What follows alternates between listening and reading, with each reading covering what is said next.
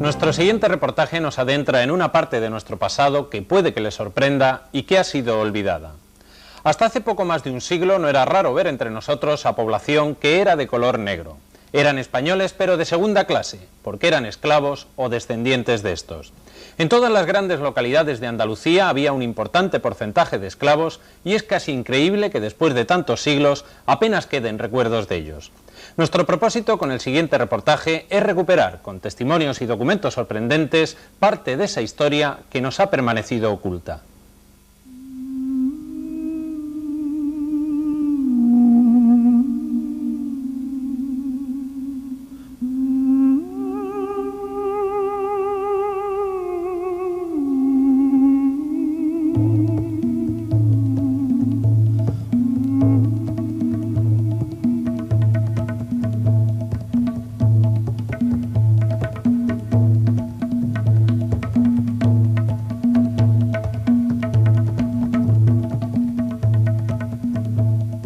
El fenómeno de la esclavitud en Andalucía tiene una importancia extraordinaria. Prácticamente es la región de la Corona de Castilla que tiene una presencia masiva de esclavos, pues desde el siglo XIV, pero fundamentalmente a partir del siglo XV, con la exploración y conquista del África Negra, de la costa africana, por parte de los portugueses, que a partir de ese momento se incrementa el tráfico, especialmente el tráfico negrero, y por supuesto esclavos negros a Andalucía empezaron a llegar de una manera masiva a partir de la segunda mitad del siglo XV, y la época más álgida de la esclavitud sin duda son los siglos XVI y XVII.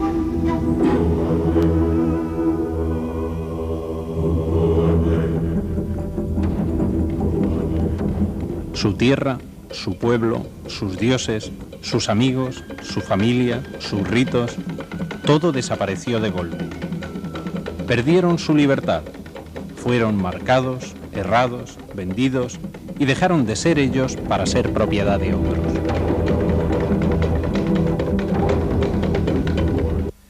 Sepan cuantos esta carta de venta vieren, como yo, Juan de Tobar, mercader vecino de la villa de Zafra, estante en esta ciudad de Granada, otorgo y conozco que vendo a vos, Pedro Álvarez, vecino de esta ciudad, una esclava mía de color negra bozal, que se dice María, de edad de 24 o 25 años, poco más o menos, la cual os vendo por habida de buena guerra y no de paz, y porque es sana de gota coral y mal de fuera, y porque no tiene ninguna tacha ni enfermedad pública ni secreta, la cual os vendo por precio y cuantía de 110 ducados.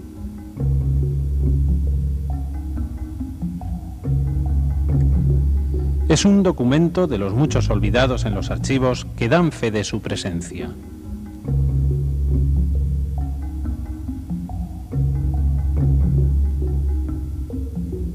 Es una parte de la historia silenciada, una parte de la historia que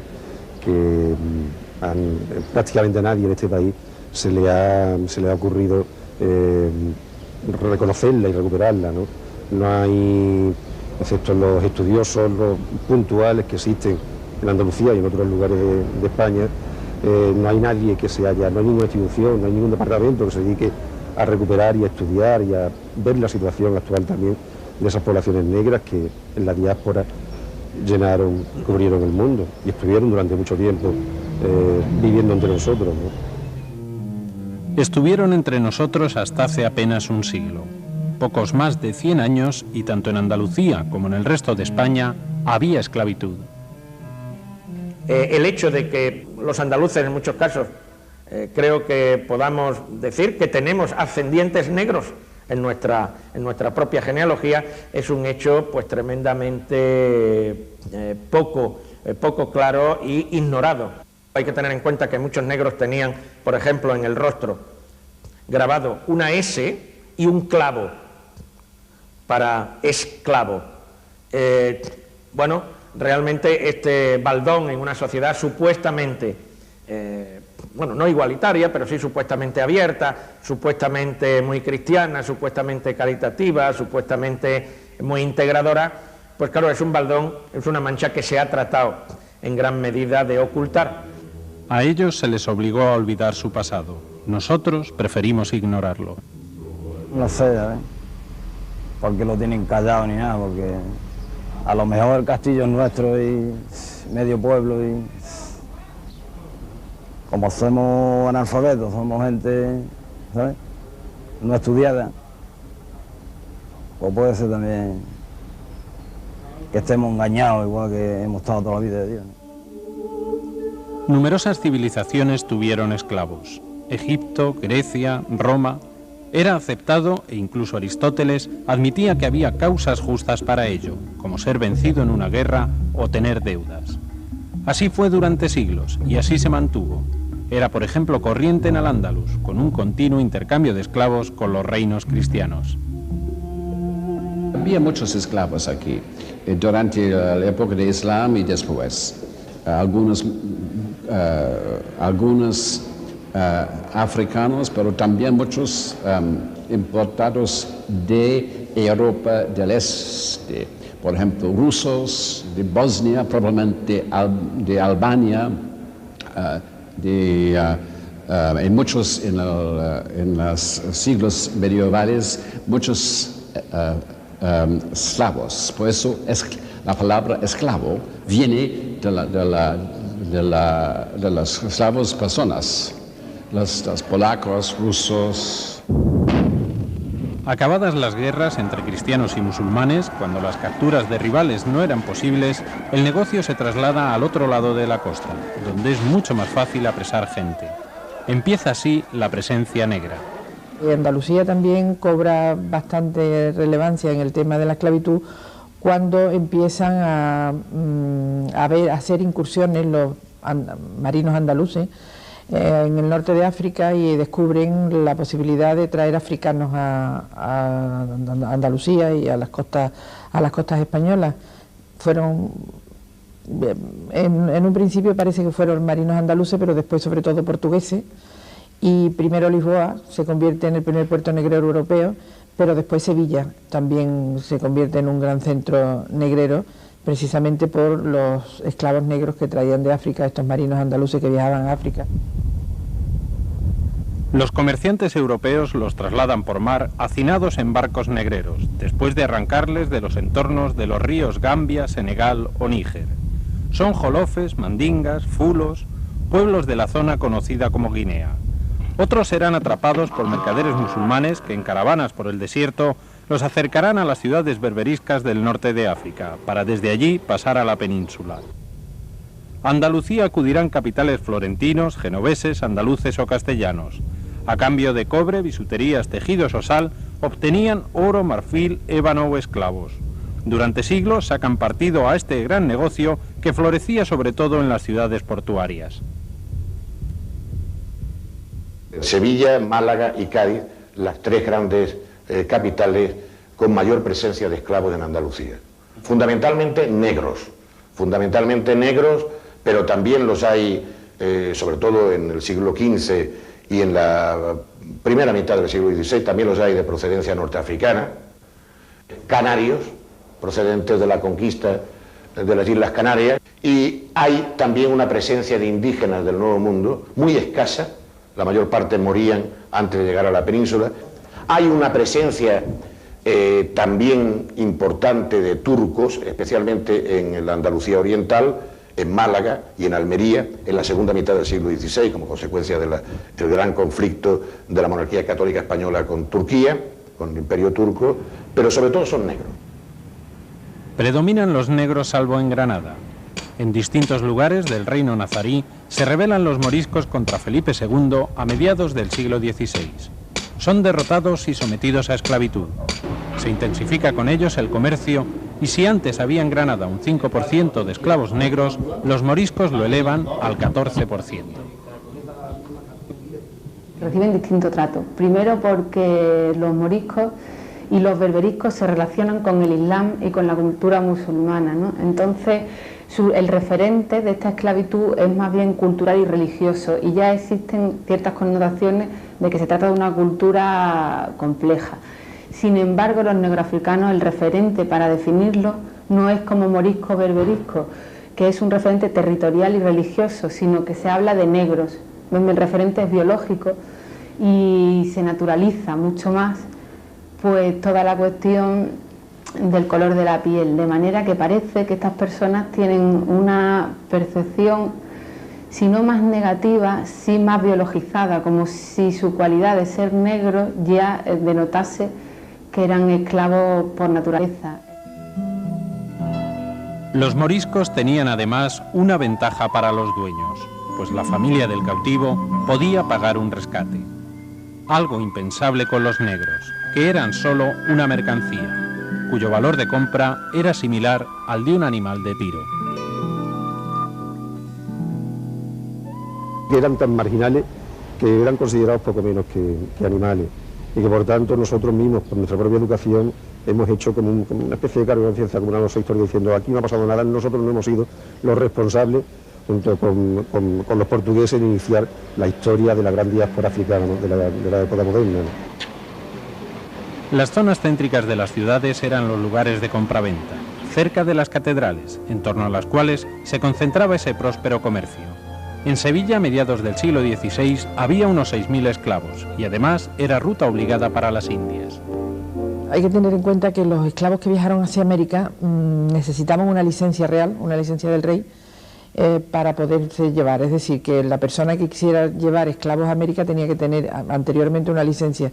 Esa licencia se daba, o bien las daba directamente la corona a algunos favoritos suyos por algún tipo de premio, algún tipo de compensación económica, pero normalmente se sacaban en la casa de la contratación. Colón, tras su viaje a las Indias, trae indígenas a los reyes, si bien en 1500 la reina Isabel ordena la liberación de los que Colón donó a quienes le acompañaban en sus expediciones. Prohibió que se les esclavizara en la península, porque recelaba del poder del almirante para decidir sobre vasallos reales. Así que solo se comerció con negros. Se calcula que en algunas ciudades llegaba al 10% de la población, y en Cádiz incluso al 20%. Tal era su importancia que el rey permitió, al menos en Sevilla y Granada, que tuvieran un mayoral, un representante que negociaba ante los poderes. En Ayamonte, en 1749, de 7 compañías de soldados que habían, una era exclusiva de negros o mulatos, y en Sanlúcar de Barrameda, de unos 1000 habitantes, 420 eran esclavos. El negro era un esclavo destinado única y exclusivamente a servir en la casa del dueño y también a proporcionarle de alguna manera una especie de prestigio social con su posesión. Es decir, la persona que llevaba negro se sabía que era una persona pues poderosa, una persona con suficiente capacidad económica para tenerlos. Hay que pensar, por ejemplo, en que el arzobispo de Sevilla, a fines del siglo XV, pues tenía más de 100 esclavos. Hay que pensar, por ejemplo, en que el duque de Medina Sidonia tenía 200 esclavos a comienzos del siglo XVI. El marqués de Cádiz, pues no sé exactamente el número, pero no le iría a la zaga. Doña Catalina de Rivera, la madre del primer marqués de Tarifa, pues tenía también un número considerable de esclavos. Aparte del trabajo doméstico, los hay artesanos, taberneros o los que sirven al rey, tanto en galeras como arsenales o en las minas como las de Guadalcanal. Otros estarán solo de paso para América, donde vivirán en peores condiciones. En Andalucía se emplea en algunos menesteres, como pueden ser, no sé, almazara, o como pueden ser construcción de navíos, o como pueden ser algunas obras públicas, pero en América se emplea para todo tipo de menester, entonces, porque va de alguna manera a sustituir al indio, que empieza a decrecer la población con el contacto con el español, y entonces son los esclavos negros los que van a sustituir la población africana en todo. Pues en las plantaciones, por supuesto, que es lo típico del esclavo, pero también en haciendas, en transportes, en pesquerías de perlas, en minas. Se puede calcular que de 1,5 millones a 2 millones solo en Hispanoamérica. A Brasil solo parece que llegaron 3 millones y pico. Incluso se habla de una cantidad, pues, del orden de 13, 14 millones para los 4 siglos y medio que dura la trata de esclavos. Un síntoma de su valor es esta imagen. Al blanco que perdió una pierna con gangrena se le repuso con la que se amputó a un negro.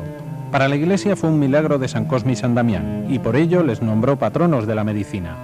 No, la Iglesia no estaba exenta de utilizar esclavos. De hecho, la Iglesia, tanto como el Estado, la corona, y la legislación española en la época tiene muy claro que la esclavitud existe, que es un fenómeno que existe cotidianamente, y hay muchas personas que son sacerdotes o que son miembros de la Iglesia, incluso de la Inquisición, que son propietarios de esclavos y que aparecen en la documentación comprando y vendiendo esclavos. Hay algunas monjas que tienen posibilidad de tener esclavas en sus conventos, esclavas mujeres, que en los conventos femeninos, por supuesto, no pueden entrar hombres. En Granada yo he constatado que el precio de las mujeres es más elevado que el de los hombres, sobre todo en la población morisca, pero también en la berberisca, de manera que una esclava es más rentable porque el trabajo que luego va a tener que hacer, pues lo puede hacer mejor que un hombre. Entonces los precios de las mujeres en general son más elevados que los precios de los hombres. Luego también hay una diferencia de género. Hay que tener en cuenta también que las mujeres esclavas pueden tener esclavitos, o sea, pueden tener hijos, y entonces, pues por supuesto, también puede ser rentable para los propietarios. Y luego, pues el uso de las mujeres como objetos sexuales, evidentemente añade también, pues, más a la compra de mujeres esclavas. Pese a los varios siglos de presencia, se conservan, sin embargo, pocas huellas. Quedan edificios, como este corral, que fue un hospital de negros.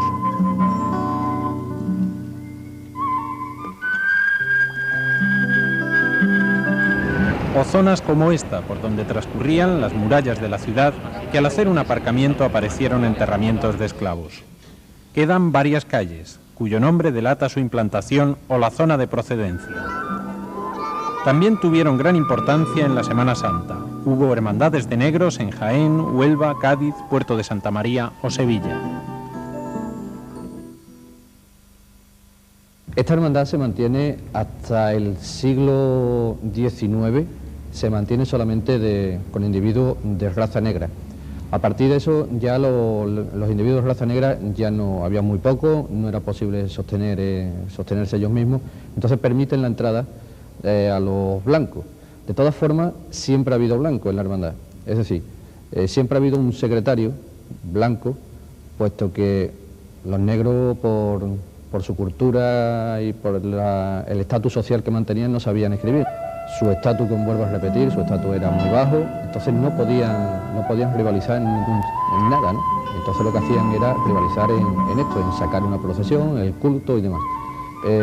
Se vendió un mayordomo y otro miembro de la hermandad, se vendieron, ellos eran libertos, vendieron su libertad, se hicieron esclavos y con el dinero que obtuvieron por su libertad hicieron una función a la Virgen. Dice la tradición que lo compraron los señores de Ibarra y cuando se enteraron de que el motivo de su venta era este, pues le devolvieron la libertad.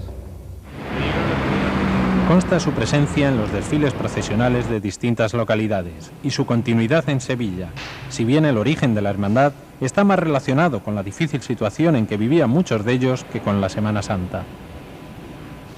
La Hermandad de los Negritos, su año fundacional está entre los años 1393 y 1400. Lo funda el cardenal don Gonzalo de Mena y Roela y lo funda llevado por un espíritu cristiano y de caridad. Funda un hospital en el cual recoge a todos los negros que los amos blancos dejaban en la calle una vez que ya no les servían para trabajar, es decir, una vez que ya terminaba su actividad laboral, pues los soltaban, valga la expresión, en la calle.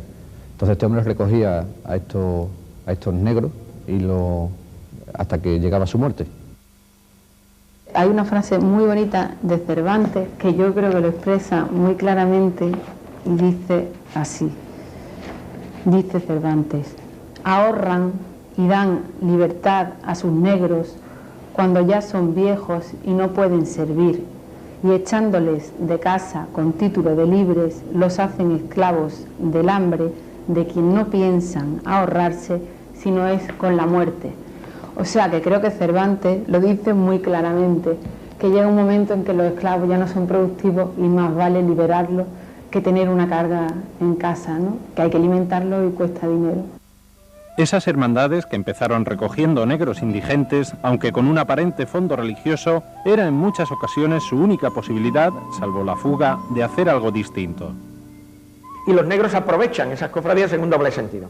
Por una parte, muchos de ellos sí son fervientes católicos, claro está, porque a la segunda, a la tercera generación, entonces sí hay una cierta integración ideológica, pero también utilizan, digamos, sus cofradías para poder reunirse, porque si no les está prohibido reunirse, para tratar de temas que en la mayoría de los casos no han quedado en los papeles por razones obvias, ¿verdad? Incluso para, bueno, poder competir a nivel simbólico con sus propios amos.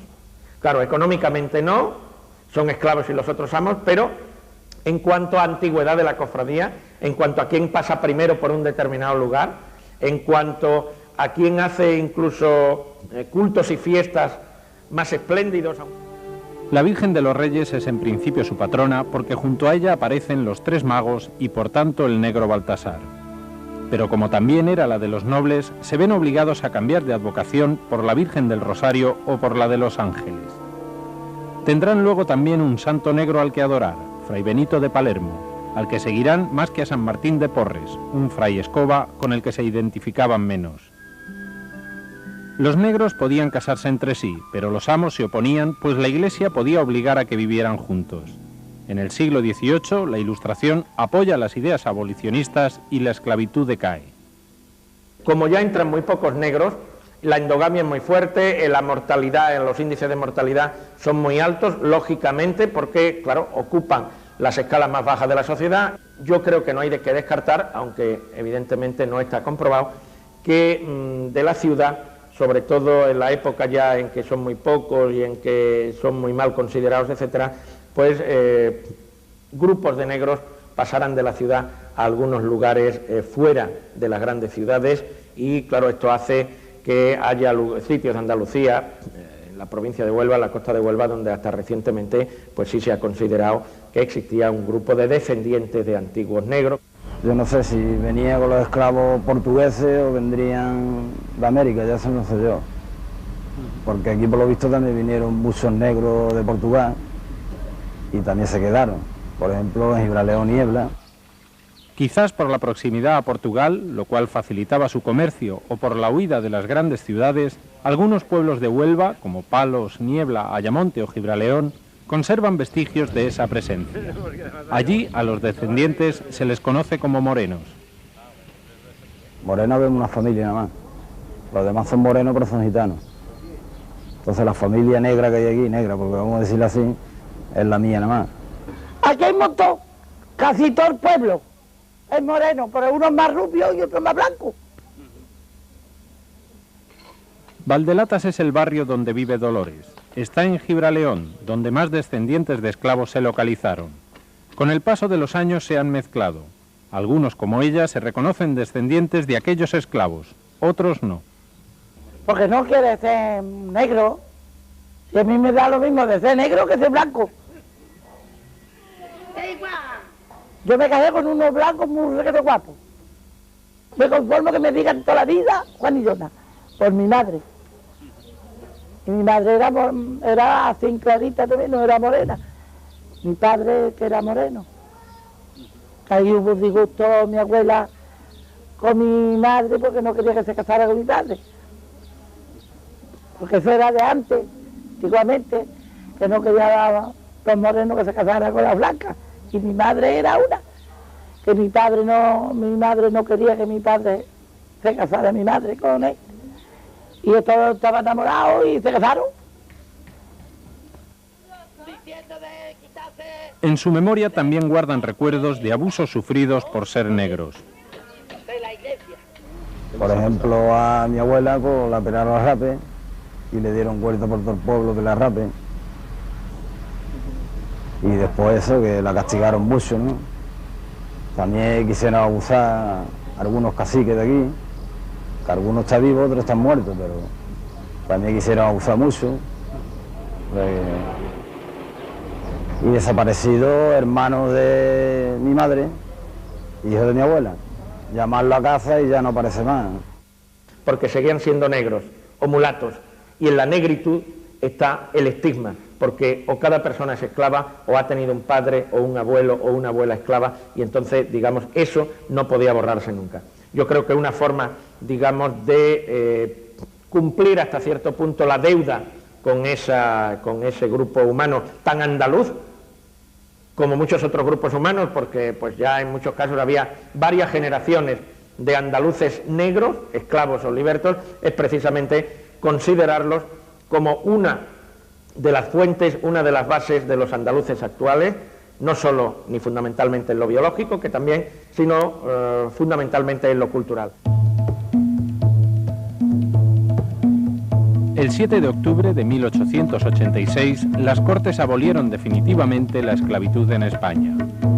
Fue el último país de Europa en hacerlo.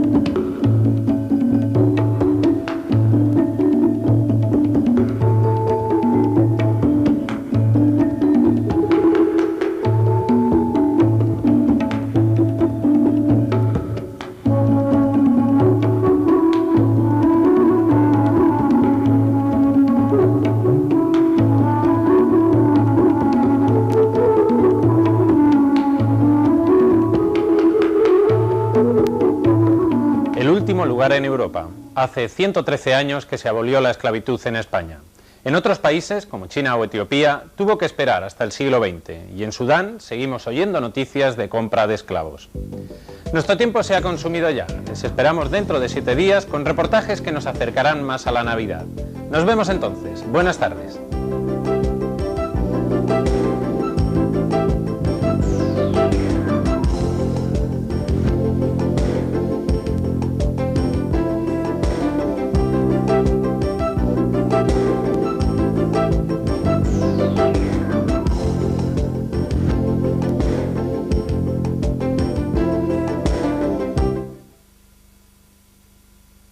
Nuestro propósito con el siguiente reportaje es recuperar, con testimonios y documentos sorprendentes, parte de esa historia que nos ha permanecido oculta.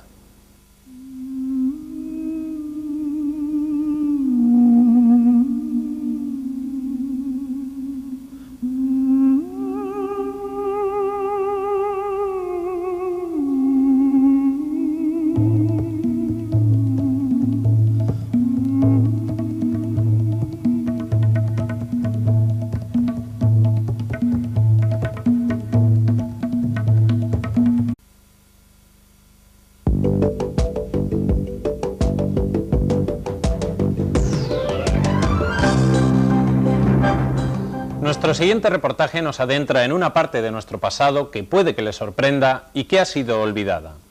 Hasta hace poco más de un siglo no era raro ver entre nosotros a población que era de color negro. Eran españoles pero de segunda clase, porque eran esclavos o descendientes de estos. En todas las grandes localidades de Andalucía había un importante porcentaje de esclavos y es casi increíble que después de tantos siglos apenas queden recuerdos de ellos. Herrados, vendidos y dejaron de ser ellos para ser propiedad de otros.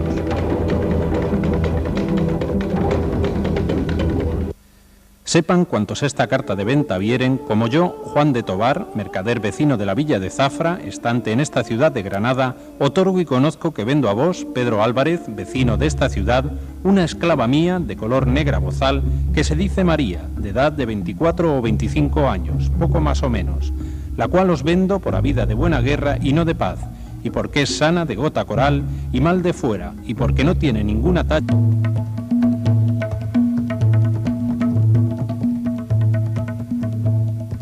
El fenómeno de la esclavitud en Andalucía tiene una importancia extraordinaria. Prácticamente es la región de la Corona de Castilla que tiene una presencia masiva de esclavos, pues desde el siglo XIV, pero fundamentalmente a partir del siglo XV, con la exploración y conquista del África Negra, de la costa africana, por parte de los portugueses, que a partir de ese momento se incrementa el tráfico, especialmente el tráfico negrero, y por supuesto esclavos negros a Andalucía empezaron a llegar de una manera masiva a partir de la segunda mitad del siglo XV, y la época más álgida de la esclavitud sin duda son los siglos XVI y XVII.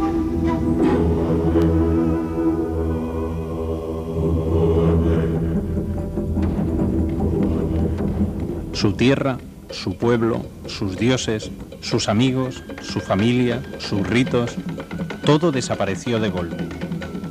Perdieron su libertad, fueron marcados